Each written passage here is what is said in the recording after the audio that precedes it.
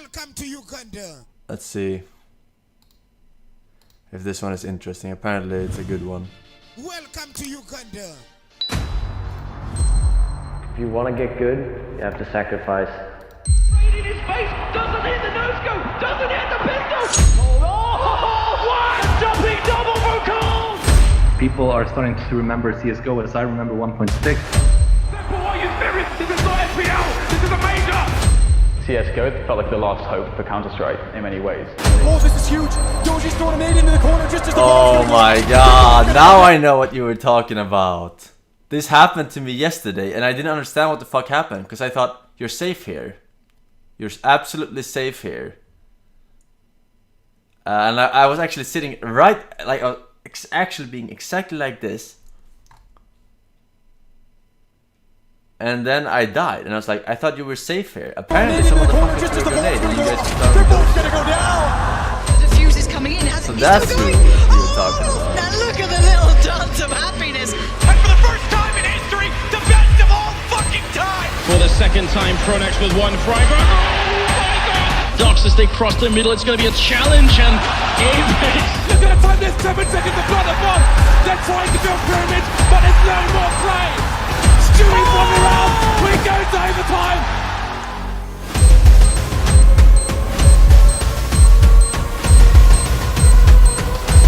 Ladies and gentlemen, are you ready for some Counter-Strike?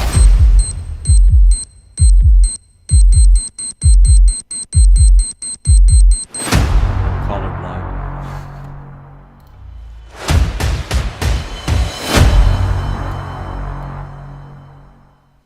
The video is loud. In order to tell the story of CSGO, to understand what it is, what it was, and what it will be, we need to go back in time.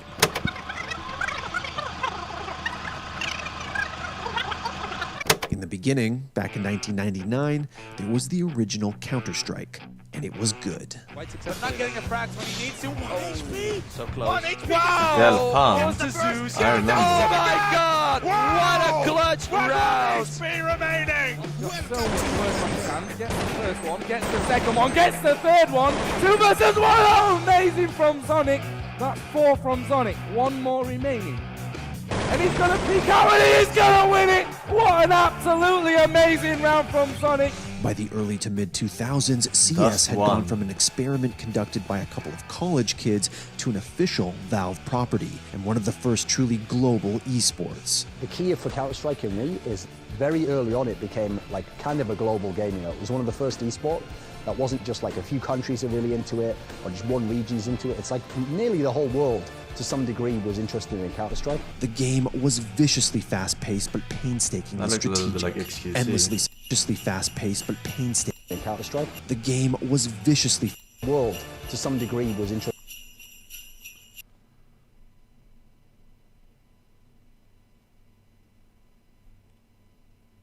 Right?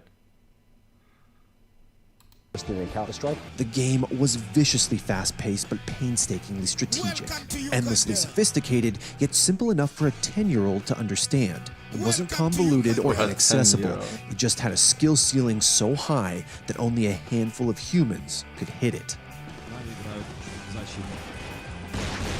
No one hit the skill ceiling. The skill ceiling is literally wall hack and aimbot. It wasn't until the advent of 1.6 in 2003 that Counter-Strike started catching sight of its only real problem. It was too good, so much so that all of Valve's attempts to iterate on it seemed doomed from the start. First, there was the Xbox release. Unfortunately, by this point, the console generation had already begun to take shape, and Valve's controller-oriented Counter-Strike was eclipsed by burgeoning titles like Halo and Call of Duty. What do you mean? I played with controller Valve people yesterday. oversaw the release of Condition Zero, a retexturized version of 1.6 that underwent a series of setbacks, delays, and reworks on account of its third-party developers. But the annoyances around Condition Zero were short-lived, since 8 months after its release, Valve published what was both CS's first true successor and its most controversial one, Source. It did have some issues at launch, I don't think there's any doubt about that, which did turn a lot of the people off, because obviously if you've got an existing game that's been out for years, and it's great and everything works perfectly fine because it's been tweaked, and then you get something new and it doesn't quite work, obviously you're gonna stick to the one that you know and stick to the one that you feel is complete. The criticism laid against Source was simple. It didn't feel like Counter-Strike. Valve did implement a wide array of changes, mostly intended to improve quality of life, but a lot of old-school 1.6ers thought they lowered the skill ceiling. For me, what I believe is that most people kind of didn't get the same feeling from Source at 1.6, kind of more like the Lost Brother, or like it felt Friedberg plastic, wasn't as good, and Source player, right? Like the way, the feel of the game when playing and shooting, like everything just felt off with that game. The result was a divide, a battle between Source apologists and diehards who refused to abandon the old ways. For 8 years, the Counter-Strike community had to endure a civil war, until finally, in 2012, a one new game hope to unite them emerged. all. But before you're leaving, somebody told me, if you have got Gabe, can you ask him only one question? And I believe many of them wants to know. When are you going to release Counter-Strike 2? Oh, that was before CSGO. That question. Welcome to Uganda. Nah.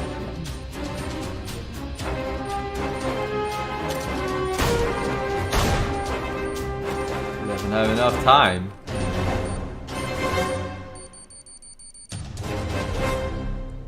After ignoring their prized FPS for nearly a decade, Valve finally decided to bless the community with a full-fledged Counter-Strike title, a place for Source lovers and 1.6ers alike to take up arms and usher their game into the next generation. CSGO felt like the last hope for Counter-Strike in many ways. And as soon as it launched, the consensus surrounding Counter-Strike Global Offensive was clear. It fucking sucked. It was absolute dog shit from memory.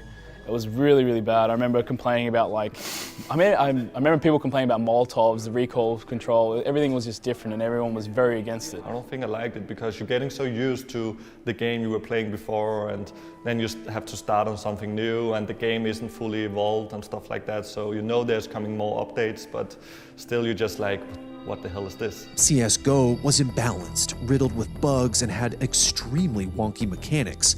What's more, the game was essentially a combination of 1.6 and Source, leaving a large majority of both player bases dissatisfied. My first impression was terrible, to be honest. First of all, I was really frustrated because, as I said, my career on CS Source was just starting, so I didn't know what to expect, pretty much.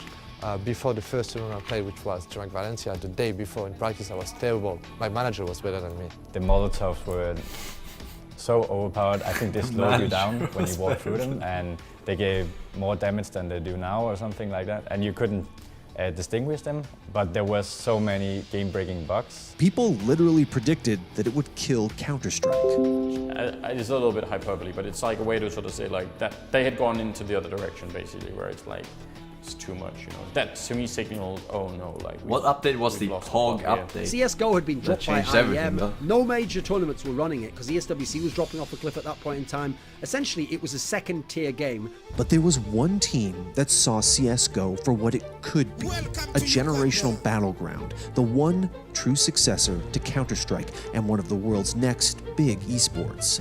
The team was Ninjas in Pyjamas, a Swedish super squad who brought together the best of the best from both 1.6 and Source in an effort to take the CSGO scene by storm. And they did. Hopefully Getaway will do something here with the Max 7. 1, 2, 3 frags for Getaway. Maybe even a 40 with the Max 7. I don't believe my own eyes. Will we have another shotgun ace here in North? Very low in HP, but it's just in yet remaining. Will Getaway get this? Oh, he gets the ace! Oh my god! So, in CS's early days, you essentially had Nip, who was made for the game. Freiburg was the entry frag, the Flaren was the opper, Exist was the in-game leader, and Forrest and Get Right were the two star players which completely rolled over everyone. With these 5 ingredients, you had the team that went 87-0. Now that's a record that still stands to this day, and it just shows like how dominant they were in the early days of CSGO. Sick and tired of watching NIP win everything in sight, other rosters started to follow suit. In addition to the fact that NIP had lit a fire under the ass of competitive CSGO, the game had improved significantly in the months following its release. The game was improving very quickly Very quickly, in fact, much quicker than normally you would expect. Couple this with the announcement of the game's first ever major in late 2013, and it was finally starting to feel as if Valve actually cared about Counter-Strike. So when the DreamHack winner tournament was announced for CSGO in 2013, it almost felt like a validation of the CSGO scene and the CSGO competitive scene specifically. But this would only be the first step of what we would get in the future. NIP's first real challenger came in the form of French powerhouse Very Games. But soon, another Swedish terror rolled around, and they were good enough to surpass NIP. Oh, how the mighty have fallen. It's Forrest alone in a 1-on-3. I think we just might be ready for it. Forrest picks up the 1 kill, but he has no scout. I mean, it's a 1-on-2. All Snyder and JD, all they have to do is just wait and buy time. And there it is. They win it, and look at them. Even Khan jumping up. One of the most composed people, I think, in Counter-Strike. Complete celebration. What a victory, and how they deserve it. By 2014, CSGO had blossomed into everything the community had hoped for. It had become a full-fledged esport. France, Poland, and both of Sweden's best squads had each secured a major title, and the game had amassed a repertoire of mythological moments. Nice, around the world we go, but the defuse is coming in. He's still going. Oh, just about gets it as the flames come in, and look at the little dance of happiness. That is how to control your nerves in a situation. Dance it out, but my God. Standard gamer though, do they have a weird boost going on currently? Yes, Look all at of my this stuff. boost. Oh my God, this is beautiful. Coming out of Squeak door as well. He's here. He sees them down there. Straight headshot. They have no idea. Smith's looking confused and dazed, and there's going to be a follow-up headshot. Oh my God! You've got to be kidding me. Takes down Hiroshima as well. Fnatic last time, the retake didn't work this time. They're feeling more solid. Gerard coming up from behind, but he's I also was alone. thinking about this before. Another grenade here. Before we saw the Riot thing, right? I never mentioned anything because Die Hard, Counter-Strike fans will Die Hard. Do you think the Counter-Strike would be even better with shallow talents? And here it comes, 2-on-5, JW and flush out. There is nothing they can do any longer. It makes, NIP have won. it makes them have more roles, like more 16-13. Versified roles. After nearly a year, 2 second place finishes. NIP finally claimed the title. They are the champions. Gamescom 2014. Then there was the fact that the game's I can't player really base think of had talent skyrocketed. Much of this had to do with the fact right that now. in late 2013, CSGO was given what is perhaps its most significant feature: skins. The skins update was a big change for the community, giving you something you can buy, something that you can customize your guns. It's done where it doesn't necessarily impact gameplay, but it gives people this exciting element to keep coming back and keep playing to get more skins. By late 2014, CSGO had surged in popularity, and it felt as if the game had already gotten bigger than anyone thought was possible. And then 2015 happened. Kenny S stuck in the sight, finding more. That's brilliant, and Kenny S again up close. Oh my goodness, Kenny S! They aren't rushing this time around. They're taking their sweet time, hoping to catch somebody peek on Envy's side. And well, that's what happens when you go around the corner. Happy with Wandig. Oh, and another one! Oh, and a third! Happy! Debris is like sweating bullets. Happy's gonna get the quad kill in the ace. I've seen this clip a million When you times, go around but the corner. his mouse doesn't move at all vertically at all. Does he just like let go of the mouse and press enter when he shoots? Happy with Wandig. Oh, and another one! Oh, and a third! Happy! Like, is he just Debris is like sweating bullets. fucking good at not moving the mouse vertically at all? P250 out, jumping and shooting. He gets one more kill. Looking for it. He's Even got the 100 down. slightest Time touch is up. Oh my God! at that distance Are you gonna be kidding me? can be the difference of a headshot. 1 second left. They just need to 2 Oh, kills very here, low and they will sense. win it for the second Oh. time. Pronax with 1 Freiburg. Oh my God! He's breezed and he gets both kills, and the grand final continues. 15-13. Last nanosecond kill, and look at the guns. 4 AWPs. Fnatic, they're ready to shoot some ducks as they cross the middle. It's going to be a challenge, and Apex Not in this lifetime. And ladies and gentlemen, it's going to require a miracle and nothing less for Happy to make it out. I don't think there's any chance. Flusher looking to end this. It's going to be a third title for Fnatic. They win a third major championship in Global Offensive. Wow, and what a way to finish it. The best team of the Counter-Strike Global Offensive history. I think that is pretty clear by this moment.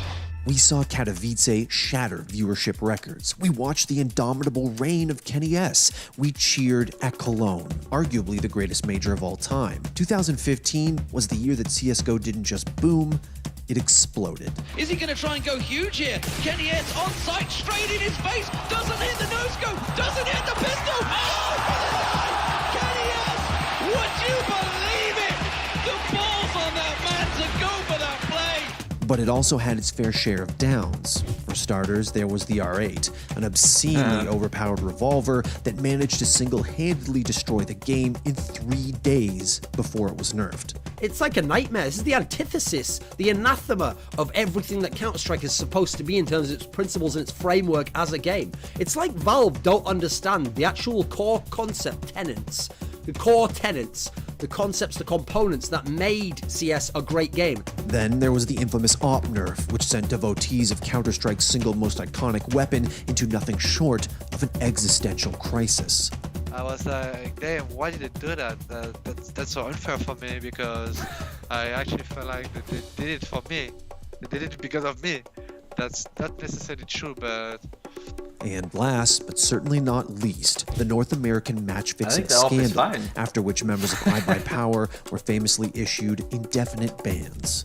But I thought you guys needed to know that actually, if I could have got us to a resolution where the guys just did even a season ban from CEVO, all I wanted to do was highlight that match fixing was real, it was going on, people were effectively being defrauded from their skins in exchange for profits.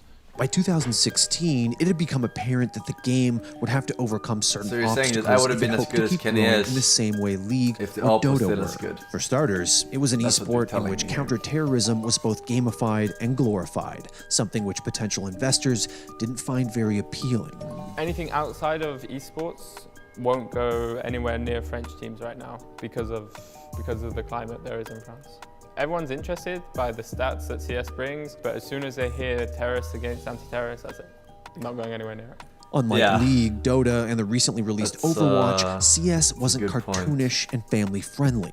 It was a milsim-driven bloodbath, one whose photorealistic guns and incessant gore made for difficult conversations and sales and marketing meetings. I love the analogy Imagine going that I also try and bring up all the Coca-Cola time to in the UFC. States. They have the same problem. How do they find sponsorships? And trying to explain terrorists have an octagon in which people are versus quite literally bleeding on the counter-terrorists. company logos that are sponsoring them. You're only going to find Doesn't sound like that are in something. on that. There was also the issue of cheating. They Following the want to sponsor. back ban of French opera Cali in 2014 and suspicions around North American up-and-comer Sabrosa 2 years later, a hysteria started to develop around the idea that players could be cheating on LAN. These allegations aren't coming from online games. These allegations are coming from LAN. In this instance, actually seems the community overwhelmingly believes that this guy is a cheat. And let's not forget the fact that by 2016, skin gambling was reported to have become $1 billion industry. Things The came to a biggest head when cheating occurring at YouTubers T. LAN Martin and Pro is the Syndicate started audience. marketing a lottery site. If there's a that they one-on-one happened to situation own, a and fact one guy they is failed to sneaking disclose behind to another their guy, viewers. And the we found audience this new cheers so site loud and they didn't called have enough CSGO Lotto. soundproofing So in I'll their link it down in headset the on description if you LAN. guys want to check it out. But we It's were betting on it really today, and fucking I bad. won a pot They of should like all be playing $69 in or something really like that. So it was a pretty soundproof small pot. booths. It resulted in an At all FTC times. Sometimes they investigation, have it, but 23 cease sometimes and they do desist not have letters, it. and several class action lawsuits against Valve for condoning underage gambling. But the biggest obstacle facing CSGO was the fact that Valve, the very developer who brought Counter-Strike to the masses, didn't seem to care whether or not it succeeded.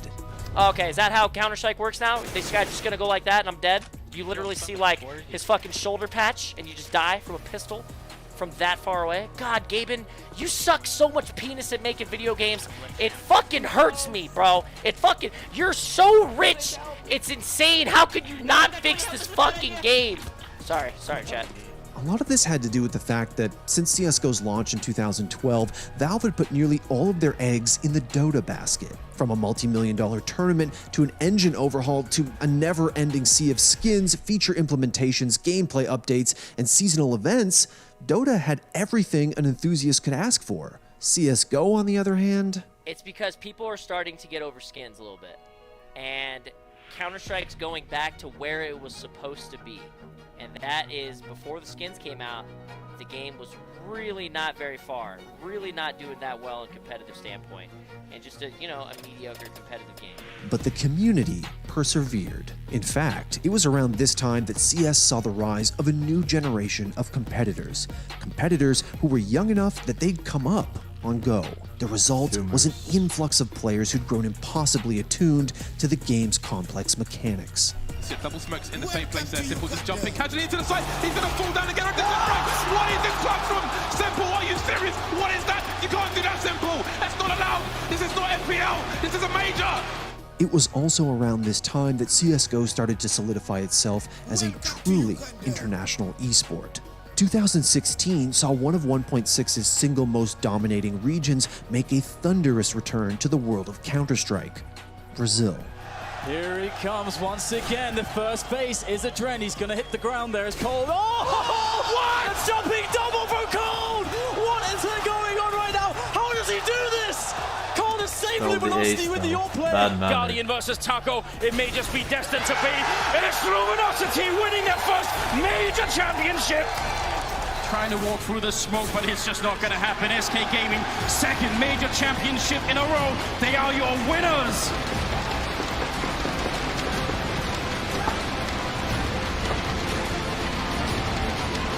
What can you add to the game to make it more like fun to watch? Like even more fun. And by 2017, kind of more grenade? contenders than ever were entering the fray. From the long-awaited resurgence of the Danes. Pasha coming in with a refrag, but he's down. The bomb has been picked up by Dupree. They get the spray. Neo takes one, and Towns is there. And Astralis, they win the first major championship. 16-14 against Virtus Pro. Unbelievable. To one of the greatest Cinderella stories in Counter-Strike history. I just say, Olaf Meister, I love you. And second, God help me, and I won major. 2017 was the year that CSGO entered a new era of competitive play, one in which no single region could rightfully exert superiority over the others, and rosters were diversifying as a result. What do you call them again? All in one position, and Guardian makes a chip trying to find the flash. And Nico fittingly gets the last kill as FaZe dominate New York in 2017 in the Barclays Center all the way through this tournament. They've looked so good.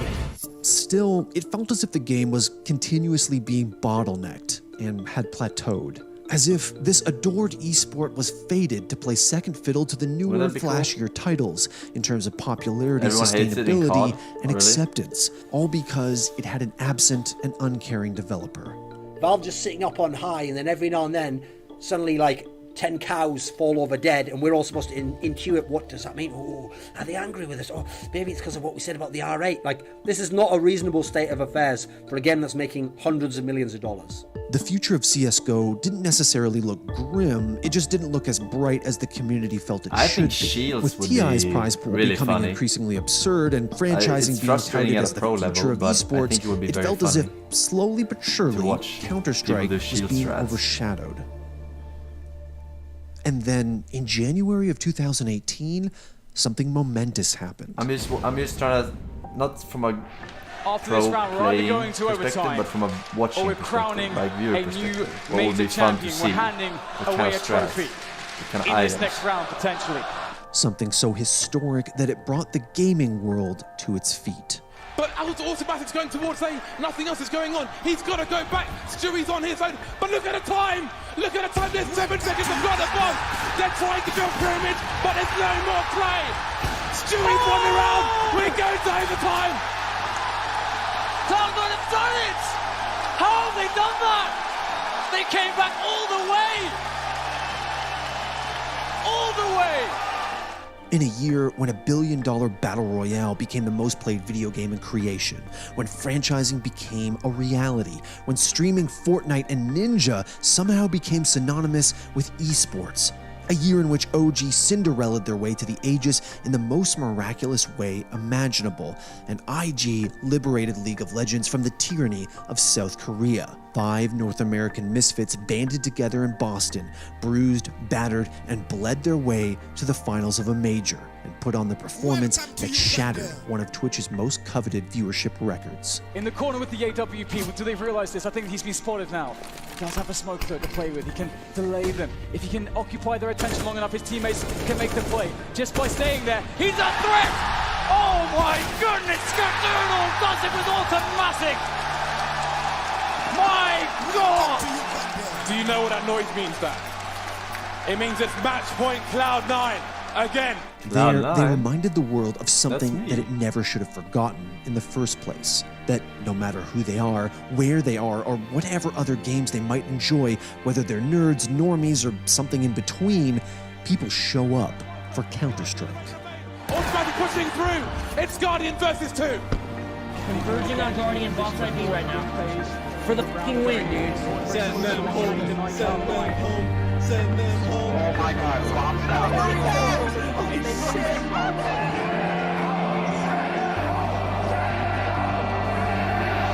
Guardian waits patiently as Cloud9 sets the push up. Oh, it's happened! They made it work! Cloud9 are really major champions! Yes! They fucking won the major, bro!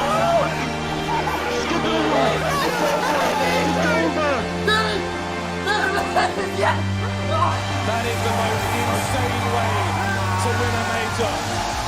This has to be one of the most incredible storylines we've ever had. Counter-Strike isn't just a game. It's a way of life, a culture, a community, one of the oldest institutions in all of esports. One of the biggest things about Counter-Strike is just how it's always been evolving, but yet the fundamentals of it haven't really changed at all. And it's the community involvement that I think has been so big to the growth of it over time. It's a 20-year-old Half-Life mod with awful graphics, outdated mechanics, and a shitty sound engine. And yet, it remains the crown jewel of FPSs, the OG, the GOAT, the most serious, prestigious, enduring, and competitive shooter the world has ever seen. The medium for clicking heads against which all others are judged. And by 2019, it felt like people were starting to remember that. Holding it now, and there is it. It's just down to Flamey. It's not going to happen. The Scarlets have won the face at London Major. Like there'd been a call to action. Back-to-back ECS, back-to-back Pro League, Marseille, Season 7, Chicago, and now for the first time ever at home, Season 8, Astrologers are the champions of ESL Pro League, and for the first time I really gotta learn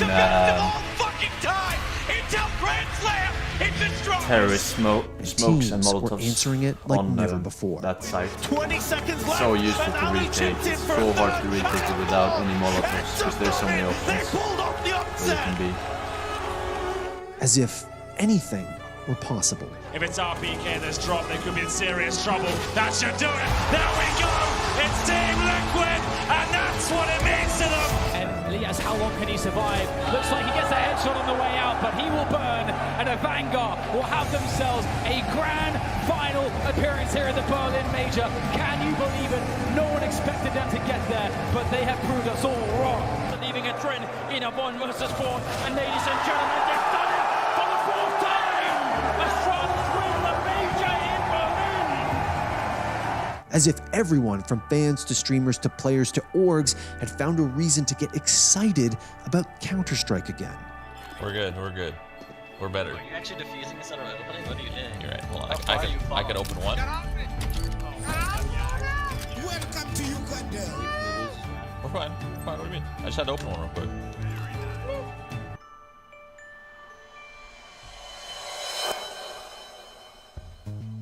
I like this one. Thanks for watching. If you want more content, that was a good one. That was a good recommendation. Perkeldon stream says you sound Finnish. Secret hidden ancestry. Welcome to Uganda. No, I don't have any Finnish blood, and I don't sound Finnish. Finnish people talk like this. Welcome to Uganda. It is not very hard to do the Finnish accent. They have a very unique way of speaking. Torrella.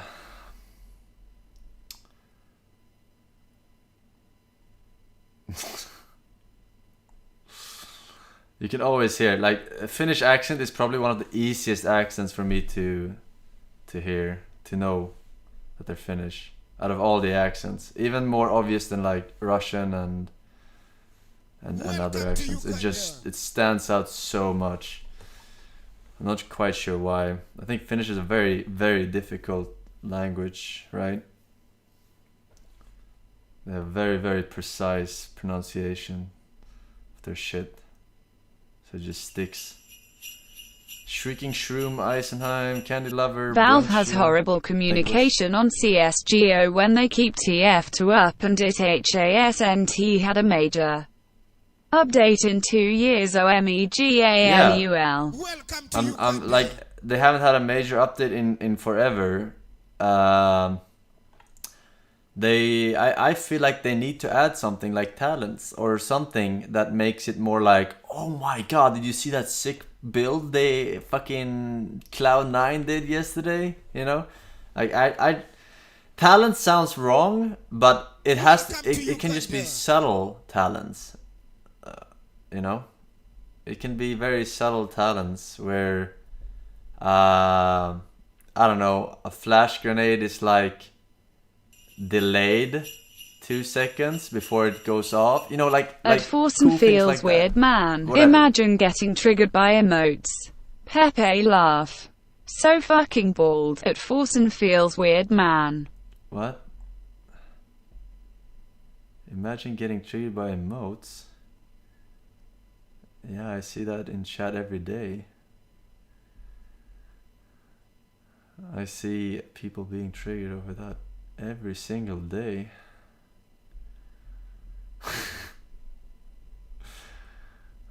Shrieking Shroom, I said that. Fapping in the Wind, Bass Trout Dave.